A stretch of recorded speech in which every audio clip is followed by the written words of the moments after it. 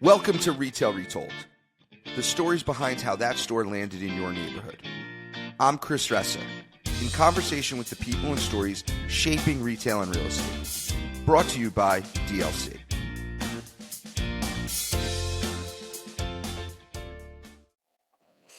Welcome to Retail Retold, everyone. Today I am joined by Tori Nook. I'm excited for her to be here today. Tori is the owner and founder of Anchor Retail out of Cleveland, Ohio. Welcome to the show, Tori. Thank you, Chris. I am honored. Known you for so many years, and I'm so proud of where you are right now. Well, thank you. You too. Mhm. Well, Tori, tell us a little bit about who you are and what you do. Sure. I have been in the business since December 1999, so that makes it 25 years. I've been working. I started as a commercial real estate broker my senior year of college. I graduated from John Carroll University here in Cleveland, and I had a lot of experience under my belt. I work with Samuel Shaw Company, which is really large retail boutique. So had a lot of experience before I got started in my full-time job doing this. And I own Anchor Retail in Cleveland and Columbus, Ohio. We're a boutique retail brokerage. We do a lot of national tenant rep work, not just in Ohio, but nationally, as well as we represent over 100 landlords here throughout the state of Ohio, from REITs to local owners. We also do a lot of investment sales, land assemblage, and also third-party property management. Awesome. So, what does boutique mean? When you say boutique, what does boutique mean these I'm days? I mean, I'm not, I think and that's a good question. I thought about that not too long ago. I mean, what it really is we're not a publicly traded company, right? We're not CB, we're not like a JLL, right? We're privately owned, retail brokerage houses. And this is Got it. all we do is retail. We don't do office. We don't do industrial. Our expertise, it's like same bespoke, right? They use that word a lot, like in London. It's bespoke. Like we specialize in one thing. Got it. So, when did you start Anchor Retail? I started it was official November 15th of 2016. So that was 8.5 years ago. And what was the catalyst for you starting it, and how did walk me through how that went? Oh, sure. You'll love this story because I don't think anyone could really match it. Because it wasn't like your traditional where I had this plan. I was gonna go out on my own. That was not something I really thought about. I was always like a super high net worth producer. I had really aggressive splits where I was, which kept me, where I was. And I was just blowing and going and having all my three, beautiful kids, and I'm married and running my house. And so kind of opening up my own company was not on the goal list of mine. And I think what wound up happening for me is I was I worked for a firm for 13 years, and the partners broke up, and me and a lot of people just dispersed, whether they went with one, the other firms. I went with the one. I wasn't happy there at all, and with the culture, and it just didn't work for me. It wasn't a fit. And I actually was walking one Sunday, and this is why you don't multitask and type emails on your phone. I typed an email to a mentor of mine who is a developer that I've done a bazillion deals with. And I thought I was emailing him from my Gmail, but I was really emailing him from my work email. And I pretty much told him, I'd like to talk to you on Monday. I'm not happy with, where I'm at. And I, just want to walk through it with you. Because he always has good ideas about whether it's deals, personal, whatever. And then Monday morning, I got a call from who I work for, and he fired me because Oh he my read my email. God.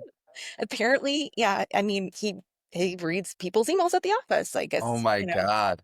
I don't do that. I don't have the time, nor do I care unless the government told me that someone was working for me that was like a terrorist, then I would. But yeah, so and it's and the thing is like no this is God's work, right? And I think it made me even more spiritual to see like, wow, like look at these like what a synchronicity. Like how could that have happened? I mean, there's no mistakes in life, I guess is really what it comes down to. And so I was approached. Obviously, I had to get my license because I didn't have my broker's license. I had to get it transferred over to another firm within 3 business days. I'm on a site tour when I get this call down in Cincinnati with my largest client, Panera. So I had to go through a whole day of a site tour. not realizing how this even happened until of course, I texted my husband, my attorney, and then my mentor friend, developer, and he was the one who was like, "Yeah, you sent that from your work email." I totally read it.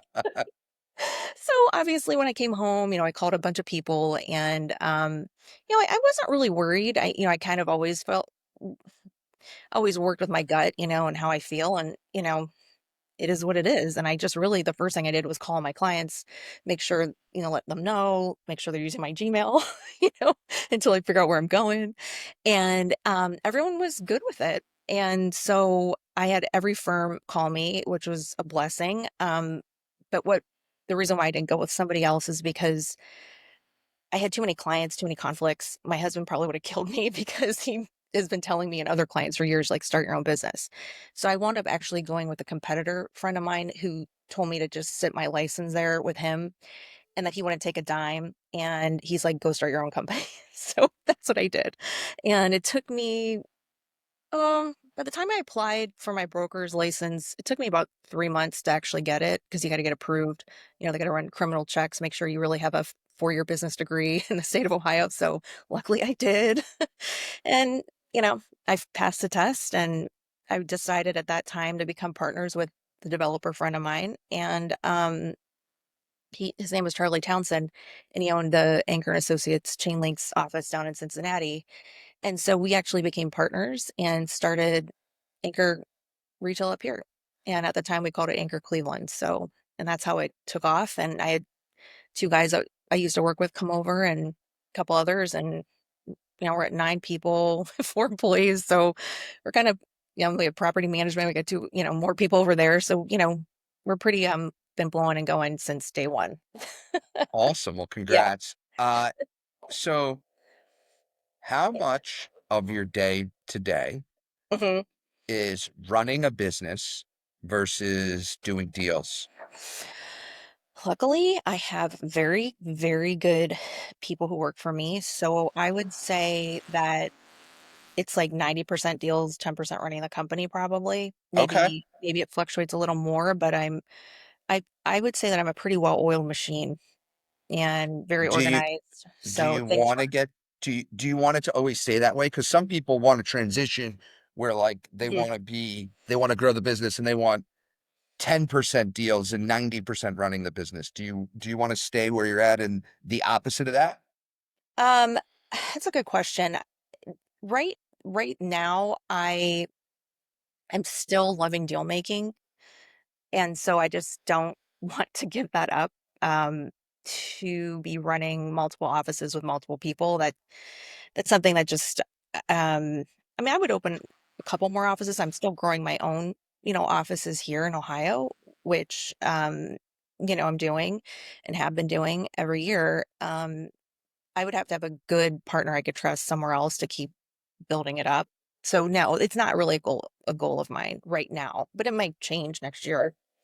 Have you ever thought of like buying a different company, I have. acquiring some? Yeah. I have thought about it. As for doing it, no.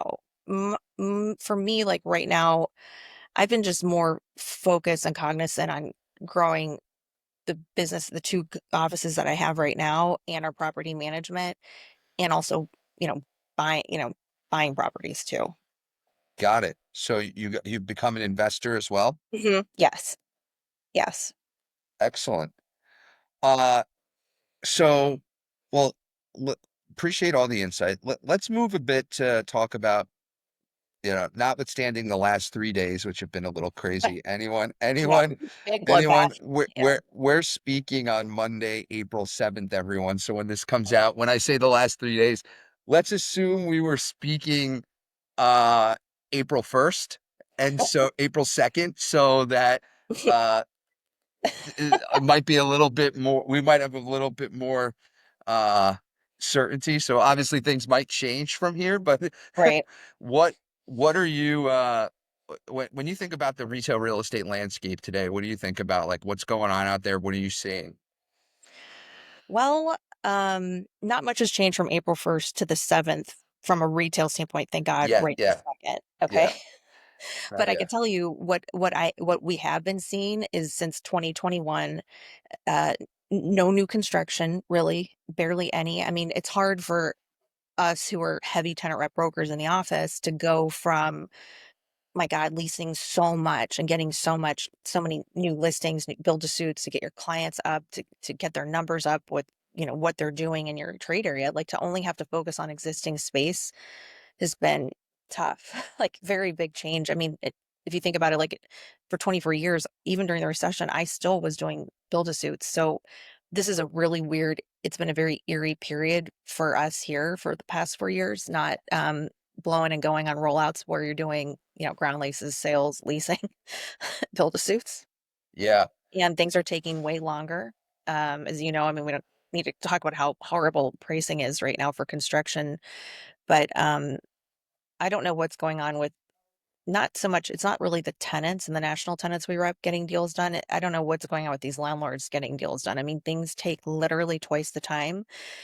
And I feel bad for people who just started in the business because, you always are so used to saying, look, it's going to be a year till you get your first check. It's going to be a year. Now it's like two. It could be pushing 18 months to two. It's really tough. So you got to really have a lot of volume and a lot of clients and more than ever because of how long this stretch is, going. Yeah. I I think so as a landlord, I think we're Mhm. super we're very responsible. We try to be as fast as possible. I Yes. but I would say, it's been a struggle with municipalities to move the needle, but Oh, yeah. in general, the deal process is just longer. I think Mhm. there's just in general, there's more cooks in the kitchen, Right. decision makers, and it takes a bit to get a deal done.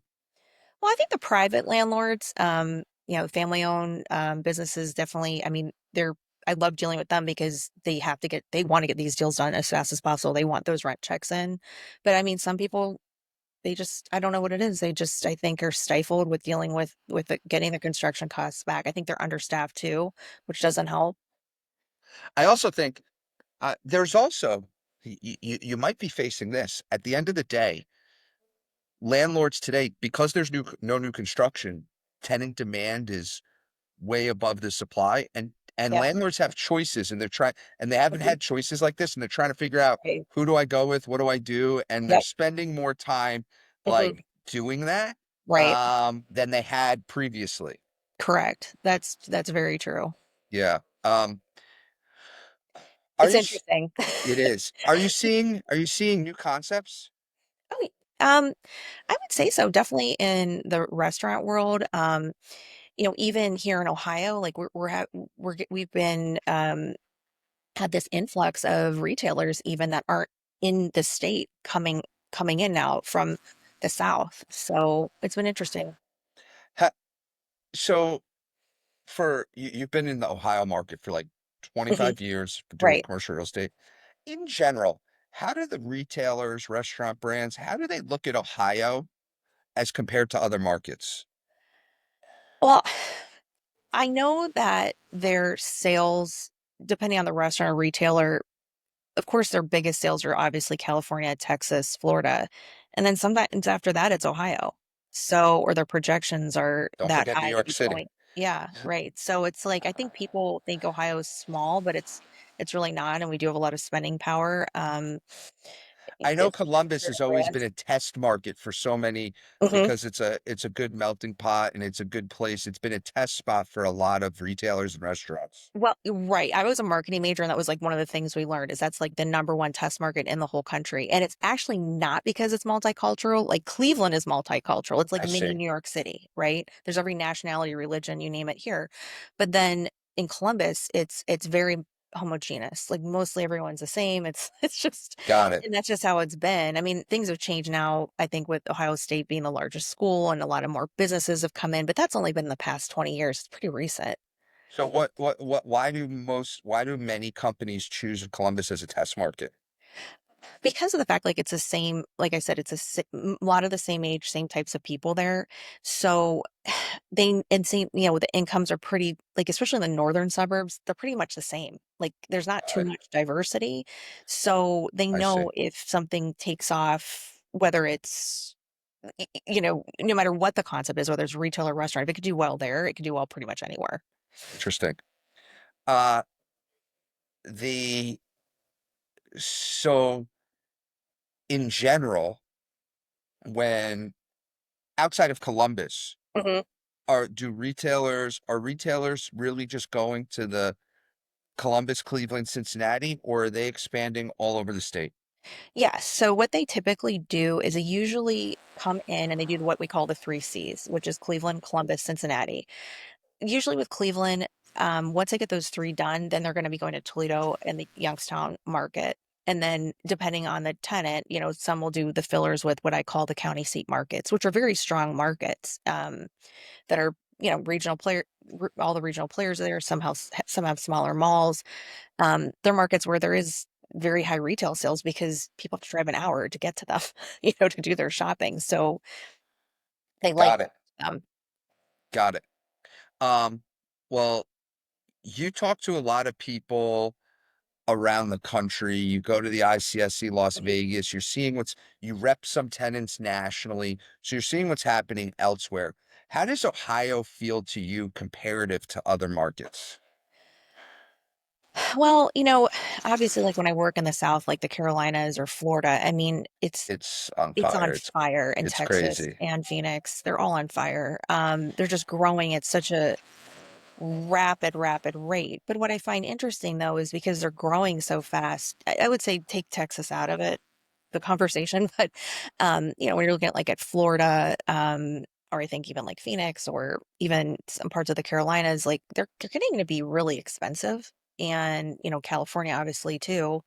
And the taxes are getting, higher. Because remember, we do have state tax here, which I know stinks for a lot of people, and that's why a lot of people during COVID left to move to Florida. But at the same time, who gets hit? The retailers and restaurants and the tap with the tap and fees. I mean, you name it, they're the ones that get clobbered. So what's nice about that is that I could think of three tenants right now that said, no, we're going to move up north now and we're going to start in Ohio and then spread out from there, going to PA and up to Michigan or whatever states next to us, Indiana. And it's because like they could do deals cheaper. And it's not like it's cheap here. I mean, everything has went up astronomically, but it's not at the level even close to what it is in the South. Got it. Um, Super helpful. Mhm. Uh, so last question. What's been of the last like 2 or 3 years, you do 90% deals. What's been one of your more fun, exciting deals that you've worked on on a tenant in Ohio that opened up? Okay, I would say, um, we got Academy Sports to do their organic rollout. And for me, that's exciting because I haven't had Amazing. a fresh tenant that isn't in this state and didn't do a buyout to get here since 2012. Wow. Yeah, because normally people will do buyout, buy out a competitor and then they start coming. Interesting. So So, does Academy have stores open yet? they do. They have one in Zanesville and they also have one in Springfield, Ohio, And with and more to you come. rep Academy?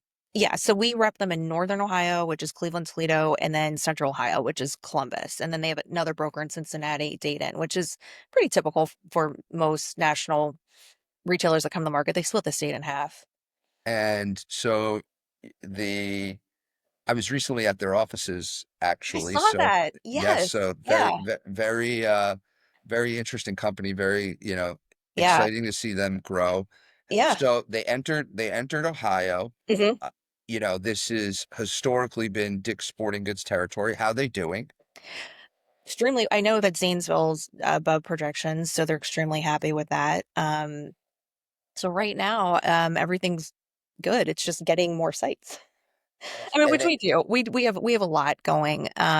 yeah, But that's it. a size range that's hard to find right now, right? Oh yeah. Like that Hmm. size it's there's always a 2,000 footer you can find for inlines. You can find one. It's Yeah. tight, but you can find one. 63,000 isn't This like lying isn't around readily that is easily. not lying around, right? And Right. so now, so the Zanesville deal, Hmm. how long did that take?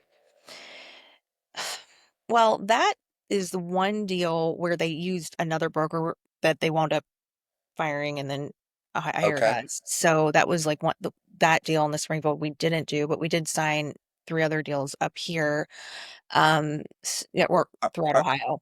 any of them open yet? No. Okay. They're either the ones under construction, one and the rest are in permitting. So which one's under construction? I don't think I could actually say, even Oh, though okay. you could go drive by it, because I know that they have to say first. How, and we'll take that out. How, how long did those deals take? So you signed 3 Academy deals. How Oh my long did they gosh. take? 18 months from start to 18. finish. So from the So, time our real estate manager came in the market, so he hired us 2 years ago in Vegas. He okay. interviewed a bunch of brokers. He hired us, me and Greg Iron in my office. And we wound up having a site tour the second week of July, right after the 4th. And our real estate manager is amazing. His boss is amazing. And, I couldn't ask for seriously a better client and getting things done. Like every department has it totally together. And we got the LOIs out fast. And it took months, months and months and months to get numbers back, to get these deals negotiated. And finally, we got them signed like literally just a couple months ago. Were you getting nervous? Like this academy's going to be like, what, this broker can't get these deals done? Were you getting nervous with that? Actually, I gained more territory because they liked how aggressive we were. Okay, that's good. That's great. So it worked out. Awesome. The and those, why do you think they took so long? If you had to guess, what was the issue? It was taking the landlords a very long, because not these aren't all turnkey, right? So a lot of them, if we're not going to do turnkey, we still want our TA or some TA. I mean, like I think like a lot of national tenants, they'll do a mix, right? It's Yeah, like give me turnkey, give me TA, do a sure. blend. So I think that the biggest problem for all of them was there was a lot of moving parts because, like you said, there isn't 63,000 square feet laying around. One landlord had to, well, first of all, even get comfortable with Academy in general. Just make sure, are they really coming before I go and tell this tenant who doesn't have an option, that's another national tenant, that they're not going to be staying here, right? Sure. So I think there was a little bit of that. And then it also took them a lot of time to get their numbers back and also figure out, like, okay, what work can we do? I mean, I think it's just getting the people in to figure out their numbers or performa was the biggest issue. I think in construction too, Mhm, notwithstanding, I think it's even going to be more mhm, uh present is mhm. it's hard to tie someone down to say this is what it's going to cost. And you're talking about, right? Right. Let's say you get those costs at a minimum. Let's say it's 9 months to get the deal. Well, it Yeah. feels like today, the cost 9 months to now are going to be very different than today. So people are Mhm. making a deal based on the cost today. Right. And in 9 months, they're going to be different. Right. I always say this, That's right? right. Like, I always say this. After I set, if there's a delay in the construction for whatever reason, whether it's Mhm, the tenant didn't sign the lease, the landlord didn't sign the lease, the permits, whatever, mhm. I was talking to a restaurant chain and I was like, you have the luxury where if something happens, you can raise the price of the taco. Right.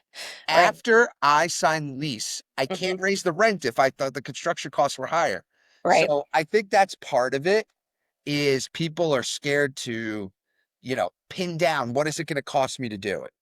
That's right. And another thing too, like, they allowed to get waivers too Oh, and there's collect that them. too. And I mean, if you're not dealing with the super, I mean, luckily, like 99% of landlords we deal with are super sophisticated doing our deals, but you get that 1% where, you get these people that just buy shopping centers because they have a lot of money, but they don't have the relationships with the various national retailers to go get these waivers too. And then you got to Yeah. do the hand holding, and it's like, Yeah. I used to ugh, call myself the CWO, the chief waiver officer, literally, because there's so many literally. waivers. Yeah.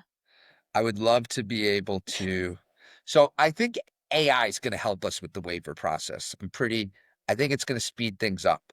There's some interesting things going on. I think AI is going to help with the waiver process because one of the struggle is even if you have readily access to like your restrictions and prohibited uses, Right. you then have to make a decision does this tenant's use violate the restrictions in the property? Mhm. And that takes some time to like there's Right. always a discussion like, between legal and whomever Oh, internally yeah. at a landlord of like, does this violate? Does it not?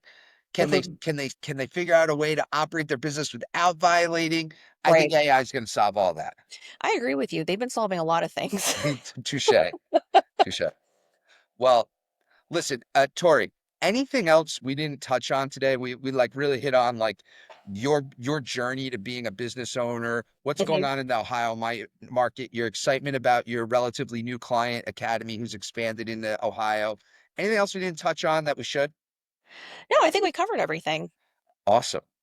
Well, Tori, this has been great. I'm so happy for you and your success of your business, and I am thank you for coming on. Yeah, thank you, Chris. Have a great week. You too. Bye. Appreciate you watching. Hit subscribe. See you in the next one.